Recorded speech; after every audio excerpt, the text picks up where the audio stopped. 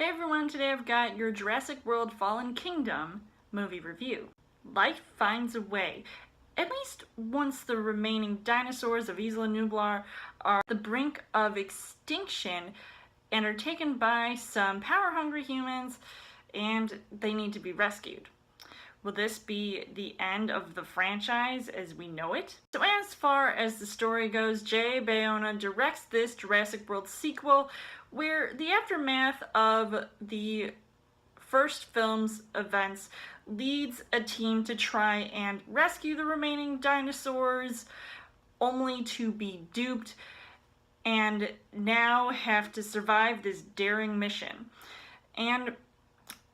I was mostly impressed with how the first film brought us back to the Dino Island that we saw since Jurassic Park, and now we're in this completely new territory, at least a half an hour or more into the film, and it's not always what you would expect to see, or maybe it feels at times like a rehash of the first Jurassic World film and then some. And while I tried to get into everything that was going on,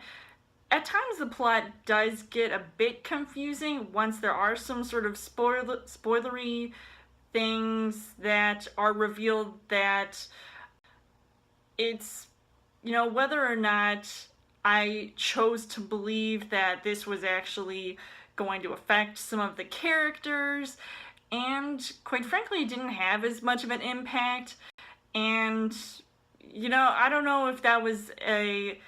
hit or miss for what the franchise, or at least this movie in general, was going for, because with these new set of films it has a whole new set of rules and a whole new set of dinosaurs that they are revealing as well, and that's kind of the main point of the movie, where they have all these new dinosaurs and they're just trying to make money off of them. So it kind of gets a little bit political in a way,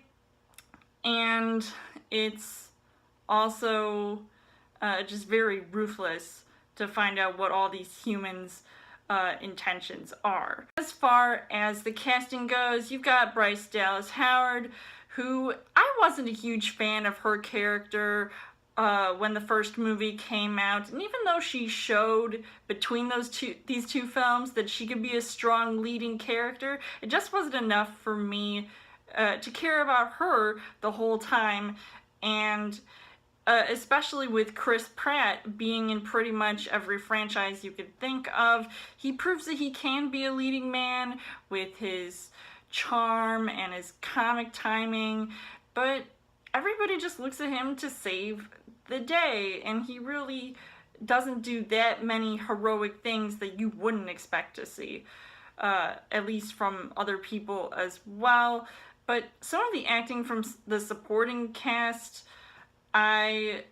wasn't too impressed with, and we had some big names in this movie like Toby Jones and James Cromwell, and they didn't really do much for me, and I was really shocked that their characters were kind of wasted as far as the story goes. And the antagonist, or at least a couple of the antagonists of this film, proves that they really do piss you off, and you don't really want anything to do with them for the rest of the film because of their actions.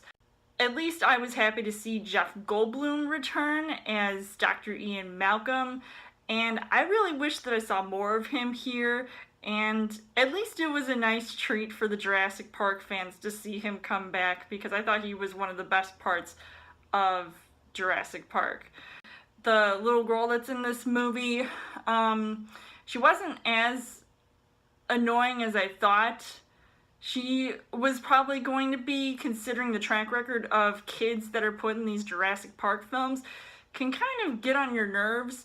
and this is past and present films, and I think it was just cool to see like what her character was all about. And so the things that I liked about this movie was that I enjoyed how fast-paced it was because once it gets right into the action with the destruction of the island and the rescue operation, and you're seeing all these dinosaurs, that makes you want to cheer for them more so than the humans.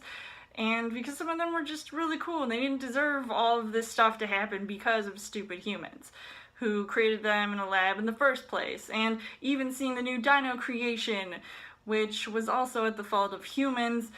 didn't exactly match the terror that I felt from seeing the Indominus Rex from the first Jurassic World movie. Unfortunately, the things that I didn't really like about this film was that some scenes are a bit of a drag, and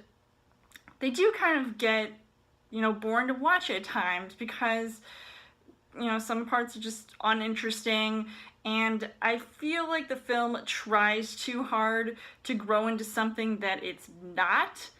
And how, there were some inconsistencies with the plot just sporadically happening, and I feel like that's where the movie suffers a bit. So overall, I would say that Jurassic World Fallen Kingdom is still a pretty entertaining film, and I really love seeing the dinosaurs once again, and it does leave room for a potential third Jurassic World film. And at first I thought, they were sort of making it seem like, oh, something's not going to be able to happen, but then maybe it does, and maybe it could be in the future. So I don't know if we'll see a third film, or if they're planning on making one, but it'd still be really cool to see nonetheless. So I would kind of recommend seeing this movie, even though at times it was a little bit slightly disappointing, but it still is pretty cool. So I would give this 3 hearts on the heart rate scale. So let me know in the comments what you guys thought of Jurassic World Fallen Kingdom. And as always, you guys can subscribe to my channel. I've got movie reviews, movie updates, come back every week for a Chill Thursday video. You guys can also like me on Facebook and follow me on Twitter. And I will see you guys later.